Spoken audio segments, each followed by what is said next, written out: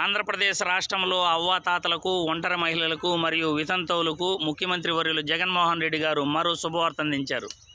జనవరి 1వ తేదీ నుండి 2750 రూపాయల నుండి 3000 రూపాయలకు వృద్ధాప్య పింఛన్ పెంచుతున్నట్లు శుభవార్త అందజేశారు.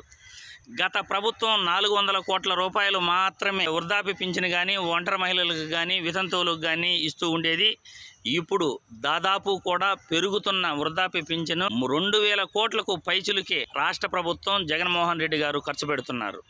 గత 4 సంవత్సరాల నుండి కూడా ఎన్నికల హామీలలో భాగంగా 2250 రూపాయల నుండి 3000 వరకు పెంచుకుంటూ వెళ్తానని చెప్పిన మాట వాస్తవం. ఆయన ఎన్నికల హామీలలో భాగంగా ఇచ్చిన హామీని నిలబెట్టుకుంటూ జనవరి నెలకు చివరి దశగా 3000 రూపాయల పింఛన్ను ఇవ్వనున్నట్లు అవ్వాతాతలందరికీ కూడా శుభవార్త అందజేశారు. ఇది జగన్మోహన్ రెడ్డి గారి యొక్క నిబద్ధత, జగన్మోహన్ రెడ్డి గారి విలువలతో కూడిన